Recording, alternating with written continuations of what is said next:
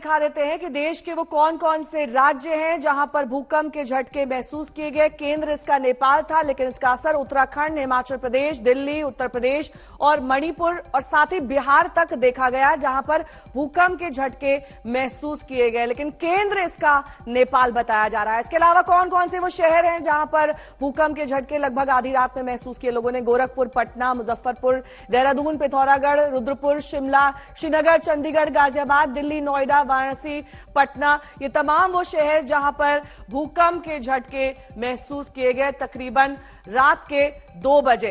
इसके अलावा आपको दिखा देते हैं कि कहां पर केंद्र था। अचमाम में केंद्र था, जो कि नेपाल में स्थित है, और जगह थी जमीन से 10 किलोमीटर नीचे, यानी कि ये एपिसेंटर 10 किलोमीटर नीचे था, जिसकी तीव्रता 6.3 थी, यानी कि रेक्टर स्केल पैमाने पर इसकी तीव्रता 6.3 मापी गई। और यही वजह है कि नेपाल के आसपास के भी जो दिल्ली से माफ कीजिएगा, जो भारत में स्थित राज्य हैं, वो इसके झटके महसूस कर रहे थे, क्योंकि इसकी तीव्रता काफी ज्यादा बताई जा रही है।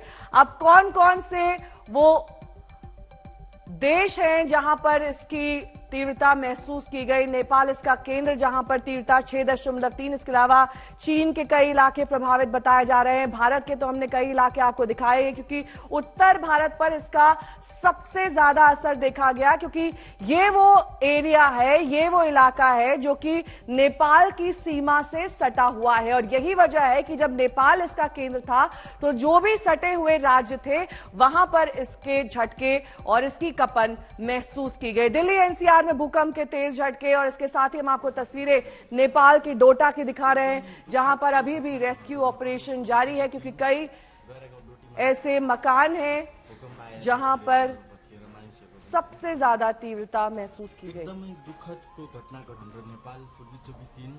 पंकज दास मेरे सहयोगी इस वक्त तमाम जानकारी के साथ सीधे नेपाल से जुड़ रहे हैं। पंकज, कितने लोगों के मरने की आशंका है और कितने लोग अभी भी मलबे में दबे हुए हैं, क्या आंकड़े मिल रहे हैं? अब तक 6 लोगों के मरने की ही खबर आई है। उसके बाद से कोई भी डेड बॉडी अभी तक नहीं मिल पाई है। लगातार मलबे को हटाने का काम चल रहा है, और सेना और पुलिस की जो टीम रेस्क्यू में लगी हुई है, उनकी पहली प्राथमिकता यही है कि मलबे को हटाकर देखा जाए कि कहीं कोई अंदर दबा तो नहीं है, या किसी के जीवित बचने की उम्मीद है कि नहीं है।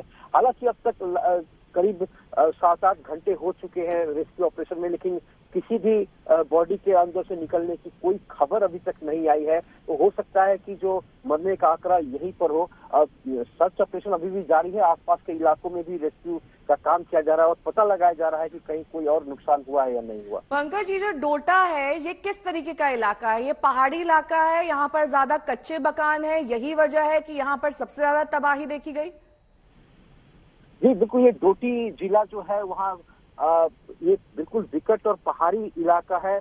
यहाँ कच्चे मकान ही ज्यादा, जो पहाड़ों पर इनके ऊपर में जो बने रहते हैं, मिट्टी और लकड़ी के इस तरह के मकान है, और बहुत ही पुराने मकान होने के कारण इनको नुकसान पहुंचा है। बिल्कुल ये मलबे में तब्दील हो गए हैं, जैसा कि हम तस्वीरों में देख पा रहे हैं कि पुराने मकान जो बहुत ही पुराने दिख रहे हैं, वो सब ज्यादा 1 दर्जन से ज्यादा इस तरह के मकान हैं जिनको नुकसान पहुंचा है, जो पूरी तरीके से मलबे में तब्दील हो गए हैं। आसपास के कुछ और घरों को भी छोटे मोटे नुकसान होने की खबर है, लेकिन जो अंदर से लोग अभी तक नहीं मिल पाए हैं। पुलिस प्रशासन लगातार उनको ढूंढने का काम कर रही है। पंकज, इसके साथ ही वहां पर जो रेस्क्यू किया जा रहा है, वो लोकल लोग कर रहे हैं या फिर प्रशासन कर रहा है?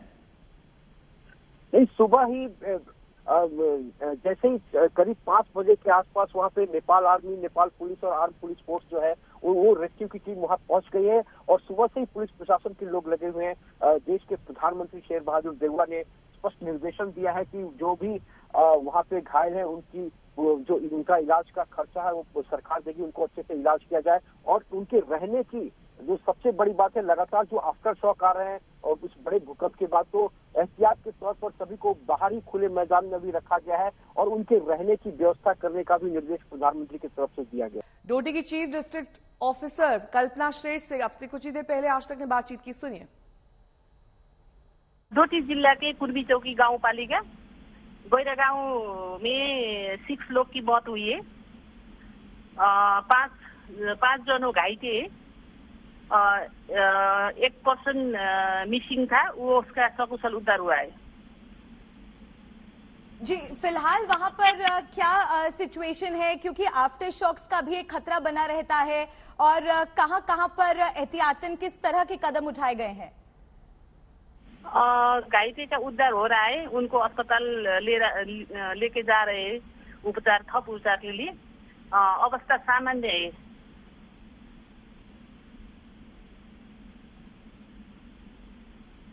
जी हेलो जी, कल्पना जी, अगर आप हमें बता सकें कौन कौन से वो जिले हैं जहां पर लोगों की, जो आप बता रहे हैं कि मौत भी हुई है? ऐसे डोटी जिला के पूर्वी चौकली गांव पालिका, और जहाँ लोगों की डेथ हुई है वो चाहिँ पूर्वी चौकी गांव पालिका डोटी जिला। अभी किस तरह के प्रिकॉशनरी मेजर्स लिए जा रहे हैं कल्पना जी? प्रिकसनहरू भइरहेछ। उनी घाइतेहरूको उद्धार गरिरहेछौँ हामी चाहिँ। अगर समय को लेकर आप हमें जानकारी दे सके कि एग्जैक्ट क्या समय रहा होगा नेपाल में जब ये झटके महसूस हुए? इट वाज 2:13 रात 2:30 बजे आप बता रही हैं कि भूकंप के झटके महसूस हुए? 2 o'clock, quarter past 2।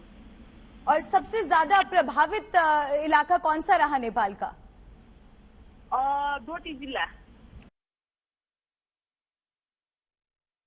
तो डोटी जिला नेपाल का, जहां पर सबसे ज्यादा तीव्रता इस भूकंप की महसूस की गई। वहां की डिस्ट्रिक्ट ऑफिसर को आप सुन रहे थे, उनका ये कहना था कि रेस्क्यू ऑपरेशन किया जा रहा है, सेना वहां पर मौजूद है, क्योंकि मलबे से अब शवों को निकालने का काम जारी है। 6 लोगों की मौत की खबर वहां से आ रही है। अब दिल्ली की हालात समझ लेते हैं। यमुना नदी के किनारे ज्यादातर इलाके प्रभावित हुए दिल्ली में। यहां पर जब भूकंप आया तो ज्यादातर लोग सो रहे थे। यही वजह है कि कुछ ही लोगों ने ये भूकंप के झटके महसूस किए। दक्षिण पश्चिम दिल्ली का कुछ हिस्सा प्रभावित बताया जा रहा है, और साथ ही ये कहा जा रहा है कि नॉर्थ कैंपस, सरिता विहार, गीता कॉलोनी, शकरपुर, पश्चिम विहार, ये तमाम वो एरियाज दिल्ली के जहां पर भूकंप के झटके महसूस किए गए। वजीराबाद, रिठाला, रोहिणी, जहांगीरपुरी, करोल बाग, इन तमाम इलाकों में भूकंप के झटके महसूस किए गए। कई जगहों पर सीसीटीवी के जरिए ये समझा जा सकता है कि कैसे भूकंप ने तमाम सामान हिला दिया। मुरादाबाद की तस्वीर देखिए, यहां पर झूमर हिलने लगा। उत्तरी दिल्ली का कुछ हिस्सा भी प्रभावित बताया जा रहा है भूकंप के असर से। दक्षिण पश्चिम दिल्ली का भी हिस्सा प्रभावित हुआ है।